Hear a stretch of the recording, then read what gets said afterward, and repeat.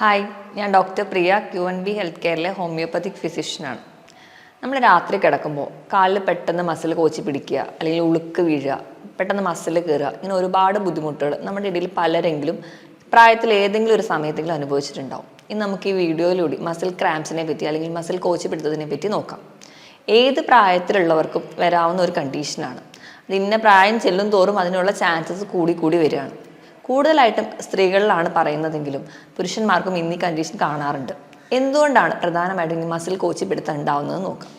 നമ്മുടെ ശരീരത്തിൽ voluntary muscles അല്ലെങ്കിൽ നമ്മുടെ നിയന്ത്രണത്തിലുള്ള മസിൽസ് ഉണ്ട്, അല്ലെങ്കിൽ നമ്മുടെ നിയന്ത്രണത്തിൽ അല്ലാതെ പോകുന്ന കുറേ മസിൽസ് ഉണ്ട്, ഇൻവോളണ്ടറി മസിൽസ്. ഇപ്പം നമുക്ക് നടക്കണമെങ്കിലോ കയ്യിൽ എന്തെങ്കിലും സാധനങ്ങൾ എടുക്കണമെങ്കിലോ ഒക്കെ നമ്മൾ വിചാരിക്കും പോലെയാണ് മസിലിൻ്റെ മൂവ്മെൻറ്റ്സ് വരിക. പക്ഷേ നമ്മൾ രാത്രി കിടന്നുറങ്ങുമ്പോഴും അല്ലാതെയൊക്കെ പല സമയങ്ങളും നമ്മൾ അറിയാതെ തന്നെ ഒരുപാട് മസിലുകൾ നമ്മുടെ ശരീരത്തിൽ പ്രവർത്തിക്കുന്നുണ്ട്.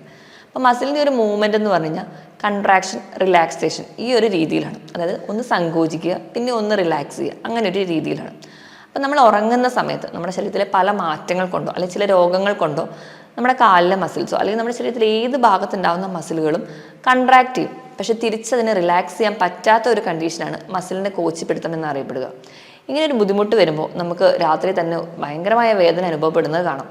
വേദന ഉണ്ടാവുന്നതുകൊണ്ട് അതികഠിനമായ വേദനയായതുകൊണ്ട് തന്നെ നമുക്ക് ഒരാളുടെ ഒരു സഹായത്തോടു കൂടി എണീറ്റിരുന്ന് ആ ഒരു ഏരിയ, കാലിലാണെങ്കിൽ ആ ഭാഗത്തെ നല്ലപോലെ മസാജ് ചെയ്താൽ മാത്രമേ നമുക്ക് ആ ഒരു വേദന കുറയുന്നതും അതുപോലെ തന്നെ മസിൽ റിലാക്സ് ചെയ്യുന്നതും കാണാം. നമ്മുടെ ശരീരത്തിൽ ഏത് പേശികൾക്ക് വേണമെങ്കിലും ഇങ്ങനെ ഒരു മസിലിൻ്റെ ക്രാംസ് അനുഭവപ്പെടാം.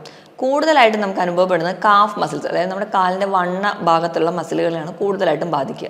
ഇതുകൂടാതെ ചിലപ്പോൾ നമ്മൾ പെട്ടെന്നൊന്ന് തിരിയുന്ന സമയത്ത് നമ്മുടെ നടുവിൻ്റെ രണ്ട് ഭാഗത്തുള്ള പേശികളെ ബാധിക്കാം.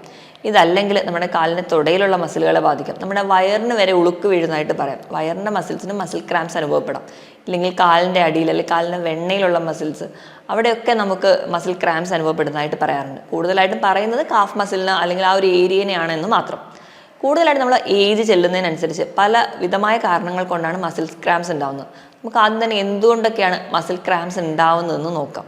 നമ്മൾ ഏജ് ചെല്ലുമ്പോൾ നമ്മുടെ ശരീരത്തിൽ ഉണ്ടാകുന്ന ചില മാറ്റങ്ങൾ കൊണ്ട്, ഇപ്പം നമ്മൾ ഉദാഹരണം പറയുകയാണെങ്കിൽ നമ്മുടെ ശരീരത്തിൽ ഒരുപാട് മിനറൽസും വൈറ്റമിൻസും ഒക്കെ ഉണ്ടെങ്കിൽ മാത്രമേ ഈ മസിൽസിൻ്റെ കൺട്രാക്ഷൻ പ്രോപ്പറായിട്ട് നടക്കത്തുള്ളൂ.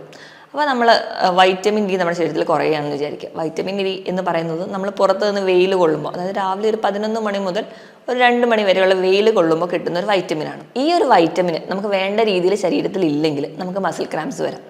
ഈ വൈറ്റമിൻ ഡി ഉണ്ടെങ്കിൽ മാത്രമേ നമ്മൾ കഴിക്കുന്ന ഭക്ഷണത്തിൽ നിന്ന് കാൽസ്യം അബ്സോർബ് ചെയ്യുള്ളൂ. ശരീരത്തിൽ കാൽസ്യം കുറഞ്ഞാലും നമുക്ക് മസിൽ ക്രാംസ് വരാം.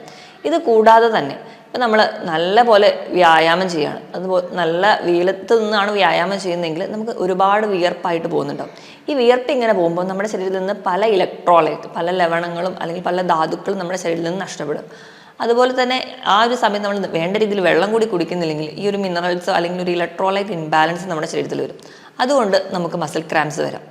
ഇത് കൂടാതെ തന്നെ അമിതവണ്ണമുള്ളവർക്ക് വരാൻ ചാൻസ് കൂടുതലാണ്. അതുപോലെ തന്നെ നമ്മൾ അതുവരെ പ്രത്യേകിച്ച് ഒരു സെഡൻറ്ററി ലൈഫായിരുന്നു, പ്രത്യേകിച്ച് വ്യായാമം ഒന്നും ചെയ്യുന്നില്ല, പെട്ടെന്ന് ഒരു ദിവസം തന്നെ വ്യായാമം ചെയ്യാൻ തുടങ്ങുകയാണെങ്കിൽ അതുവരെ മസിൽ അത്ര കൺട്രാക്ട് അല്ലെങ്കിൽ റിലാക്സേഷൻ ചെയ്തിരുന്നില്ലെങ്കിൽ അത് പെട്ടെന്ന് വരുന്ന സമയത്ത് രാത്രികളിലും നമുക്ക് മസിൽ ക്രാംസ് അനുഭവപ്പെടാം. ഇത് കൂടാതെ തന്നെ നമുക്ക് പല രോഗങ്ങൾ കൊണ്ടും മസിൽ ക്രാംസ് വരാറുണ്ട്. ഉദാഹരണം പറയുകയാണെങ്കിൽ ഹൈ BP അല്ലെങ്കിൽ ഹൈ കൊളസ്ട്രോൾ അല്ലെങ്കിൽ പ്രമേഹ രോഗികൾ, ഇവർക്കൊക്കെ മസിൽ ക്രാംസ് വരാറുണ്ട്. ഇത് കൂടാതെ തന്നെ നമ്മുടെ കാലിലേക്കുള്ള രക്തയോട്ടം കുറയുന്ന കണ്ടീഷൻസ്, ഇപ്പോൾ വെരിക്കോസ് വെയിൻ പോലെയുള്ള കണ്ടീഷൻസ്, ചില തരത്തിലുള്ള വാദം, നമുക്ക് ഗൗട്ട് പോലെയുള്ള യൂറിക് ആസിഡ് ഡിപ്പോസിറ്റ് മൂലം ഉണ്ടാകുന്ന സന്ധിവേദനകൾ അല്ലെങ്കിൽ സന്ധിവാദങ്ങളിലൊക്കെ നമുക്ക് മസിൽ ക്രാംസ് അനുഭവപ്പെടാറുണ്ട്. ഈ പറഞ്ഞ കാരണങ്ങളോടൊപ്പം തന്നെ നമ്മൾ കണ്ടിന്യൂസ് ആയിട്ട് ഇരുന്ന് ജോലി ചെയ്യുക അല്ലെങ്കിൽ നിന്ന് ജോലി ചെയ്യുക, ഇതൊക്കെ മസിൽ ക്രാംസിന് കാരണമാകും. ഇത് കൂടാതെ തന്നെ നമ്മൾ എവിടെയും യാത്ര പോവുക, കണ്ടിന്യൂസ് ആയിട്ട് ദീർഘദൂരം യാത്ര പോകുമ്പോൾ നമുക്ക് രാത്രിയാകുമ്പോൾ മസിൽ കയറ്റം ഉണ്ടാകുന്ന കാണാം. അതുപോലെ പ്രഗ്നൻസിയിൽ ഒരുപാട് സ്ത്രീകൾ അനുഭവിക്കുന്ന ഒരു ബുദ്ധിമുട്ടാണ് രാത്രി കിടന്നുറങ്ങുമ്പോൾ മസിൽ ക്രാംസ് ഉണ്ടാകുന്നത്. അതിന് കാരണം നമുക്കറിയാം, കുഞ്ഞ് വലുതാവുന്നതിനനുസരിച്ച് നെർവ് കംപ്രഷൻ ഉണ്ടാവുകയും ആ ഒരു ബ്ലഡ് ഫ്ലോ കൂടുന്നതുകൊണ്ടൊക്കെയാണ് നമുക്ക് ആ ഒരു ടൈമിൽ മസിൽ ക്രാംസ് ഉണ്ടാവുന്നത്.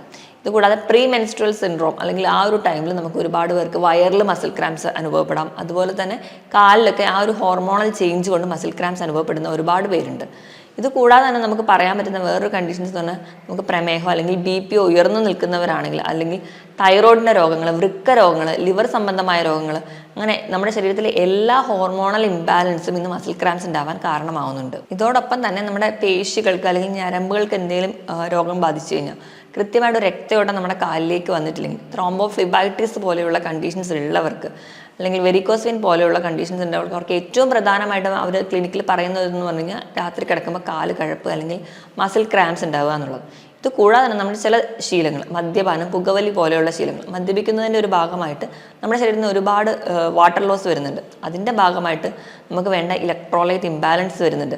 നമുക്ക് വേണ്ട സോഡിയം, പൊട്ടാസ്യം, മാഗ്നീഷ്യം, കാൽസ്യം ഇവയൊക്കെ നഷ്ടപ്പെടുന്നതിൻ്റെ ഭാഗമായിട്ട്.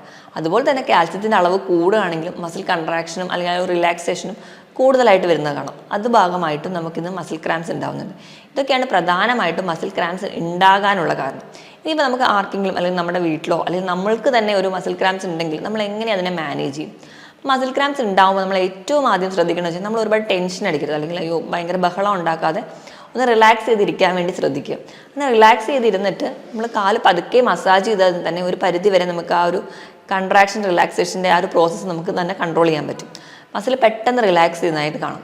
അല്ലെങ്കിൽ നമുക്ക് വേറൊരാളുടെ സഹായത്തോടു കൂടി ഇപ്പോൾ നമ്മൾ ചെറു ചൂടുവെള്ളം ഉപ്പിട്ടിട്ട് നമ്മൾ ചെറുതായിട്ടൊന്ന് പിടിച്ചു കൊടുക്കുകയാണെങ്കിൽ അല്ലെങ്കിൽ ഐസ് പാക്ക് വെക്കുകയാണെങ്കിൽ തന്നെ നമുക്ക് മസിൽസ് പെട്ടെന്ന് തന്നെ റിലാക്സ് ചെയ്ത് വരുന്നത് കാണാം. അമിതമായിട്ട് കൺട്രാക്ട് ചെയ്തിരിക്കുന്നത് കൊണ്ടാണ് നമുക്ക് ഈ മസിൽ ക്രാംസ് ഉണ്ടാകുന്നത്. അതുകൊണ്ട് തന്നെ നമുക്ക് ഈസി ആയിട്ട് മസിൽ റിലാക്സ് ചെയ്ത് വരുന്നത് കാണാം. ഇനി നമ്മൾ ശ്രദ്ധിക്കേണ്ടത്, നമ്മൾ അതുവരെ ഒരു സെഡൻറ്ററി ലൈഫായിട്ടിരുന്ന ആൾ പെട്ടെന്ന് തന്നെ വ്യായാമം ചെയ്യാൻ തുടങ്ങുമ്പോൾ ആദ്യം തന്നെ കഠിനമായ വ്യായാമത്തിലോട്ട് പോകാതെ ആദ്യം തന്നെ ഒരു വാമപ്പോ അല്ലെങ്കിൽ സ്ട്രെച്ചിങ് എക്സസൈസ് ഒക്കെ നല്ലപോലെ ചെയ്യാം. അങ്ങനെ സ്ട്രെച്ചിങ് എക്സസൈസ് ഒക്കെ ചെയ്തതിന് ശേഷമാണ് നിങ്ങൾ വ്യായാമം ചെയ്യുന്നതെങ്കിൽ നിങ്ങൾക്ക് ഒരു പരിധി വരെ ഈ ഒരു ബുദ്ധിമുട്ട് അനുഭവിക്കേണ്ടി വരില്ല. ഇനിയിപ്പോൾ അതല്ല, ഇപ്പം നിങ്ങൾ വ്യായാമം തുടങ്ങുന്ന അല്ലെങ്കിൽ ജസ്റ്റ് സ്റ്റാർട്ട് ചെയ്യുന്നവരാണെങ്കിൽ ആദ്യം തന്നെ 1.5-2 മണിക്കൂർ കണ്ടിന്യൂസ് ആയിട്ട് എക്സസൈസ് ചെയ്യാതിരിക്കുക. തുടക്കത്തിൽ ഒരു അരമണിക്കൂറൊക്കെ വെച്ച് മാത്രം വ്യായാമം ചെയ്യാതെ. അതുപോലെ തന്നെ വ്യായാമം ചെയ്യുമ്പോൾ നമ്മൾ കഠിനമായ വെയിൽ കൊണ്ടിട്ട് അല്ലെങ്കിൽ ഒരുപാട് തണുപ്പത്ത് പോയിട്ട് വ്യായാമം ചെയ്യാതിരിക്കുക. ഇപ്പോൾ തണുപ്പുള്ള ഒരു ഏരിയ ഒക്കെ ആണെങ്കിൽ മാക്സിമം നമ്മുടെ ബോഡീനെ തണുപ്പിൽ നിന്ന് പ്രൊട്ടക്റ്റ് ചെയ്യുന്ന രീതിയിൽ തന്നെ വ്യായാമം ചെയ്യണം. അതുപോലെ അമിതമായിട്ടുള്ള ചൂടിൽ പോയി വ്യായാമം ചെയ്യുമ്പോൾ നമ്മുടെ ശരീരത്തിൽ നിന്ന് ഒരുപാട് ഡീഹൈഡ്രേഷൻ വരികയും ഇലക്ട്രോലൈറ്റ് ഒക്കെ നഷ്ടപ്പെടുന്നത് കൊണ്ടും ഇങ്ങനെ ഒരു ബുദ്ധിമുട്ടുണ്ടാകുന്നതുകൊണ്ട് നമ്മൾ എക്സസൈസ് ചെയ്ത് കഴിഞ്ഞ് കഴിഞ്ഞാൽ ആവശ്യത്തിന് വെള്ളം കുടിക്കാനും ശ്രദ്ധിക്കുക. അതൊക്കെ ഉണ്ടെങ്കിൽ തന്നെ ഒരു പരിധി വരെ നമുക്ക് മസിൽ ക്രാംസ് ഒക്കെ കുറയ്ക്കാൻ പറ്റും. ഇനി നമ്മൾ ഇപ്പം നമുക്കറിയാം കൂടുതലായിട്ട് മസിൽ ക്രാംസ് നമ്മൾ കാണുന്നതെന്ന് പറഞ്ഞിട്ടുണ്ടെങ്കിൽ ഈ കായിക താരങ്ങൾക്കൊക്കെയാണ്. അപ്പോൾ അവർക്ക് ആ കളിക്കുന്നതിനിടയിൽ പെട്ടെന്ന് കോച്ചിപ്പിടുത്തമൊക്കെ ഉണ്ടാകുന്നതായിട്ട് കാണാം. അപ്പോൾ അവർ ചെയ്യുന്ന ഒരു ടെക്നിക്ക് അല്ലെങ്കിൽ അവരുടെ ആ ഒരു ഗൈഡ് ചെയ്യുന്ന ടെക്നിക്ക് എന്ന് പറഞ്ഞാൽ ഏത് ഒരു ഡയറക്ഷനിൽ കാല് തിരിച്ചപ്പോഴാണോ അവർക്ക് ആ ഒരു മസിൽ ക്രാംസ് അനുഭവപ്പെട്ടിട്ടുണ്ടെങ്കിൽ അത് നേരെ ഓപ്പോസിറ്റ് ഡയറക്ഷനിലേക്ക് തിരിക്കാൻ പറയും. അങ്ങനെ ചെയ്യുമ്പോഴും അവർക്ക് പെട്ടെന്നൊരു റിലാക്സേഷൻ തോന്നാറുണ്ട്. ഇതൊക്കെയാണ് പ്രധാനമായിട്ടും നമ്മളൊരു ഫസ്റ്റ് എയ്ഡ് എന്ന രീതിയിൽ നമ്മൾ ഓർത്ത് വെക്കേണ്ടത്. ഇനി ഇതിനോടൊപ്പം തന്നെ നമ്മൾ ശ്രദ്ധിക്കേണ്ട പല ജീവിതശൈലി മാറ്റങ്ങളും ഉണ്ട്. അതിലൊന്നാമതായിട്ട് പറയുകയാണെങ്കിൽ അമിതവണ്ണം ഒരു കാരണമായതുകൊണ്ട് തന്നെ നമ്മുടെ ബോഡി വെയിറ്റ് എപ്പോഴും ഹൈറ്റിനനുസരിച്ച് തന്നെ നിലനിർത്താൻ വേണ്ടി ശ്രദ്ധിക്കുക.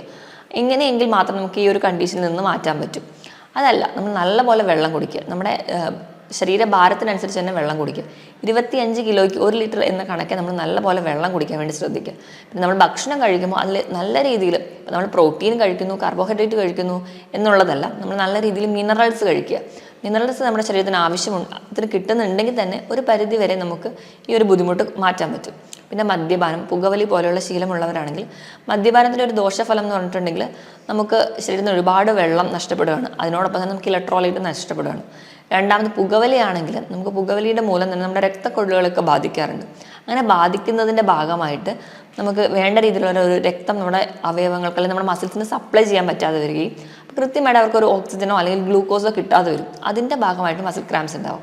അപ്പോൾ അതുകൊണ്ട് നിങ്ങൾ പുകവലി, മദ്യപാനം പോലെയുള്ള ശീലമുള്ളവരാണെങ്കിൽ ആദ്യം അത് നിർത്താൻ വേണ്ടി ശ്രദ്ധിക്കുക. ഇനി നമ്മുടെ ഭക്ഷണത്തിൽ എന്തൊക്കെ ഉൾപ്പെടുത്തണമെന്ന് നോക്കാം. നമ്മൾ ഭക്ഷണം കഴിക്കുമ്പോൾ ഏറ്റവും കൂടുതൽ ശ്രദ്ധിക്കേണ്ടത് നമ്മൾ പൊട്ടാസ്യം, മഗ്നീഷ്യം, കാൽസ്യം ഒക്കെ അടങ്ങിയ ഭക്ഷണങ്ങളാണ് കൂടുതലായിട്ട് കഴിക്കേണ്ടത്. മഗ്നീഷ്യം എന്ന് പറയുമ്പോൾ നമുക്കറിയാം എന്തിലൊക്കെയാണ് കൂടുതലായിട്ടുള്ളതെന്ന്. ഇലക്കറികളിൽ, അതുപോലെ തന്നെ തവിടുള്ള ധാന്യങ്ങൾ, നമ്മൾ ചോറൊക്കെ വയ്ക്കുമ്പോഴും കുത്തരി ഉപയോഗിക്കാൻ വേണ്ടി ശ്രദ്ധിക്കുക. കാരണം അത് പോളിഷ്ഡ് റൈസ് ആകുമ്പം അതിൽ മഗ്നീഷ്യം നഷ്ടപ്പെടും. അതുകൊണ്ട് മാക്സിമം കുത്തരി ഉപയോഗിക്കാൻ വേണ്ടി ശ്രദ്ധിക്കുക. അതുപോലെ തന്നെ നമുക്ക് അവോക്കാഡോ പോലെയുള്ള ഫ്രൂട്ട്സ്, അതിൽ ധാരാളം പൊട്ടാസ്യം ഉണ്ട്. ഒരു അവോക്കാഡോ എടുക്കുകയാണെങ്കിൽ തന്നെ ഏകദേശം ഒരു 975 മില്ലിഗ്രാമോളം പൊട്ടാസ്യം അടങ്ങിയിട്ടുണ്ട്. ഏത്തപ്പഴം നല്ലൊരു സോഴ്സാണ്. പൊട്ടാസ്യത്തിൻ്റെയും മാഗ്നീഷ്യത്തിൻ്റെയും ഒക്കെ നല്ലൊരു സോഴ്സാണ് ഏത്തപ്പഴം. തണ്ണിമത്തൻ അതുപോലെ തന്നെ മാഗ്നീഷ്യത്തിൻ്റെയും പൊട്ടാസ്യത്തിൻ്റെയും നല്ലൊരു സോഴ്സാണ്. ഈ ഫ്രൂട്ട്സൊക്കെ സ്ഥിരമായിട്ട് കഴിക്കാൻ വേണ്ടി ശ്രദ്ധിക്കുക. കാൽസ്യം നല്ലപോലെ കഴിക്കാൻ വേണ്ടി ശ്രദ്ധിക്കുക. കാൽസ്യം കഴിക്കുമ്പോൾ നമ്മൾക്കറിയാം കാൽസ്യം അത് അബ്സോർബ് ചെയ്യണം. നമ്മുടെ ശരീരത്തിൽ അബ്സോർബ് ചെയ്യണമെങ്കിൽ വൈറ്റമിൻ ഡി അത്യാവശ്യമാണ്. അതുകൊണ്ട് തന്നെ ഒരു 10 മിനിറ്റെങ്കിലും ആഴ്ചയിൽ അല്ലെങ്കിൽ പറ്റുന്ന ഒരു 4-5 ദിവസമെങ്കിലും ഒരു 10 മിനിറ്റെങ്കിലും വെയിൽ കൊള്ളുക. 11 മണി മുതൽ 2 മണി വരെയുള്ള വെയിൽ സ്ഥിരമായിട്ട് നമ്മുടെ സ്കിന്നിൽ വീഴത്തക്ക രീതിയിൽ കൊള്ളുകയാണെങ്കിൽ ഒരു പരിധിവരെ വൈറ്റമിൻ ഡിയുടെ അഭാവം നമുക്ക് മാറ്റാം. അതുവഴി കാൽസ്യം അബ്സോർപ്ഷൻ നടക്കും. കാൽസ്യം ലഭിക്കാനായിട്ട് നമുക്ക് പാല്, മുട്ട, തൈരൊക്കെ കഴിക്കാവുന്നതാണ്. ഇലക്കറികളിലും ധാരാളം കാൽസ്യം അടങ്ങിയിട്ടുണ്ട്. അതോടൊപ്പം തന്നെ നമ്മൾ നട്ട്സ് അതുപോലെ തന്നെ തോടുള്ള മത്സ്യങ്ങളൊക്കെ കഴിക്കുകയാണെങ്കിൽ നിങ്ങൾക്ക് സെലീനിയം, സിങ്ക്, മഗ്നീഷ്യം പോലെയുള്ള മിനറൽസ് നിങ്ങൾക്ക് ലഭിക്കുന്നതാണ്. അപ്പം ഈ ഒരു ഭക്ഷണം ഇതൊക്കെ നമ്മൾ സ്ഥിരമായിട്ട് നമ്മൾ കഴിക്കുകയാണ്, നമ്മുടെ ബോഡി കൃത്യമായിട്ട് വ്യായാമമുണ്ട്, നമ്മുടെ ബോഡി വെയിറ്റ് കൃത്യമായിട്ട് മെയിൻറ്റെയിൻ ചെയ്യുന്നുണ്ട്, കൃത്യമായിട്ട് വെള്ളം കുടിക്കുന്നുണ്ടെങ്കിൽ നമുക്ക് ഈ ഒരു ബുദ്ധിമുട്ട് ഒരു പരിധി വരെയൊക്കെ കുറയ്ക്കുന്നതായി കാണാം. ഹോമിയോപ്പതിയിലും ഫലപ്രദമായ ചികിത്സ ലഭ്യമാണ്. അപ്പോൾ ഏതെങ്കിലും ഒരു കണ്ടീഷൻസ് മൂലമാണ് ഇങ്ങനെ നിങ്ങൾക്ക് മസിൽ ക്രാംസ് ഒക്കെ ഉണ്ടാവുന്നെങ്കിൽ ആ ഒരു കണ്ടീഷൻ തന്നെ നമ്മൾ മാനേജ് ചെയ്ത് കഴിഞ്ഞാൽ ഒരു പരിധി വരെ നമുക്കിതൊക്കെ മാറ്റാൻ പറ്റും. മറ്റൊരു ഹെൽത്ത് ടോപ്പിക്കുമായിട്ട് വീണ്ടും കാണുന്നത് വരെ നന്ദി.